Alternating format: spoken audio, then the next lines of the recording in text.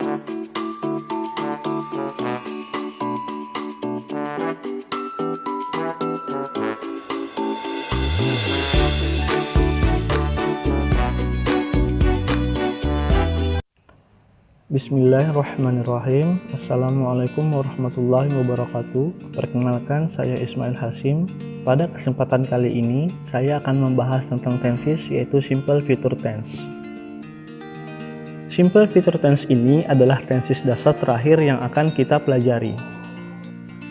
Langsung saja, about the function. Fungsi dari simple future adalah to express something that will be done in the future. Sesuatu yang mau kalian kerjakan atau kegiatan yang mau dilakukan di masa depan. Jadi masih sebuah rencana, is still a plan, masih sebuah dalam rencana.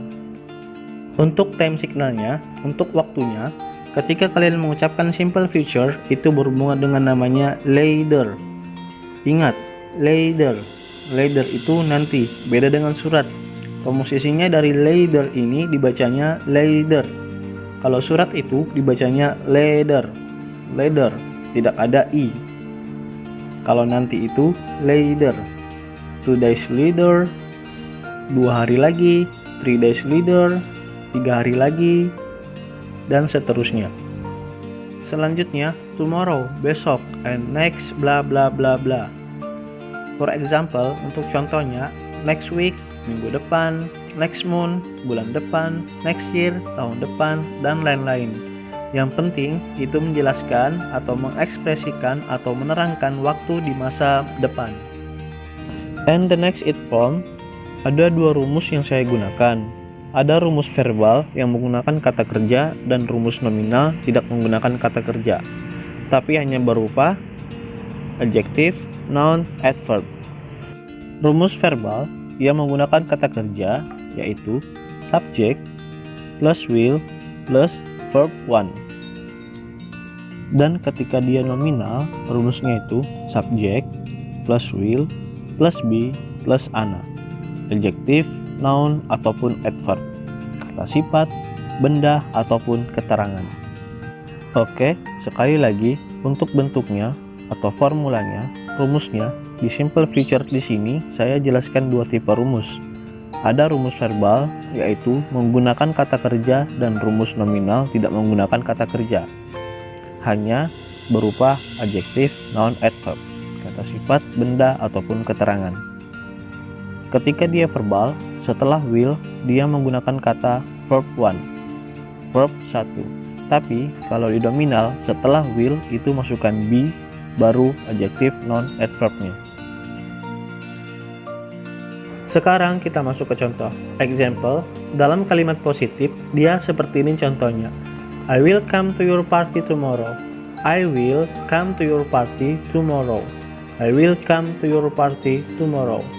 Setelah I, masukkan will, baru verb 1-nya di sini. Baru setelah itu dilanjutkan sama kalimat lain atau pelengkapnya, complementnya. I will come to your party tomorrow. Saya akan datang ke pestamu besok. Oke, good, jelas ya. Atau dengan bentuk nominal di sini. Contohnya, she will be his wife next year. She will be. Setelah will baru masukkan be.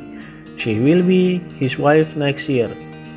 Dia perempuan akan menjadi istrinya tahun depan. Itu adalah bentuk positif. And the next negative tense atau kalimat negatif. Kalimat negatif juga gampang cara membentuknya. Setelah will, langsung masukkan saja not. Contoh di sini adalah he will not studying in the class until next week. He will not studying in the class until next week. Dia laki-laki tidak akan belajar di kelas sampai minggu depan. He will not studying in the class until next week. And the next example, ini adalah bentuk nominalnya. They won't be happy. They won't ini apa sih? Won't itu singkatan dari will not.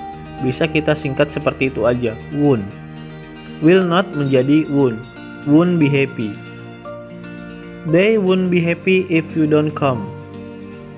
They won't be happy if you don't come.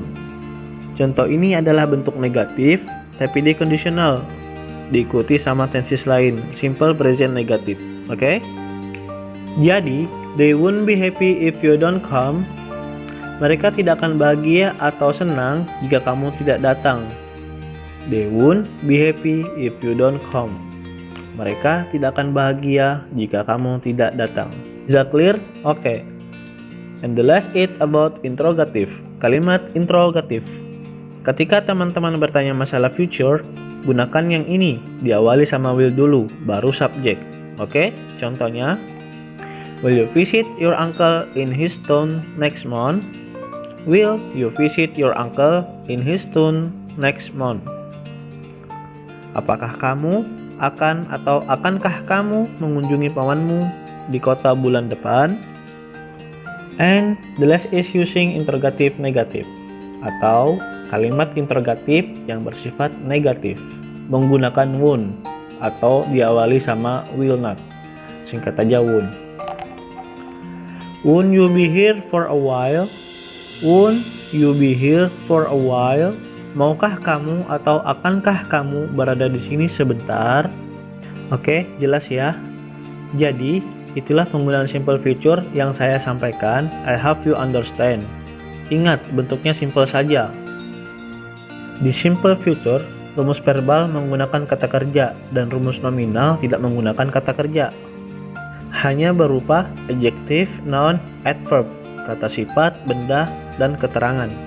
Alright, get it? Good guys. Dan terima kasih kepada semua rekan-rekan. Mohon maaf atas video singkat penjelasan tentang simple future tense ini. Bila mana ada kesalahan penulisan maupun pengucapan, tolong dimaafkan dan mari sama-sama kita koreksi kembali. Thank you very much for the time given. And at the end I say Assalamualaikum warahmatullahi wabarakatuh.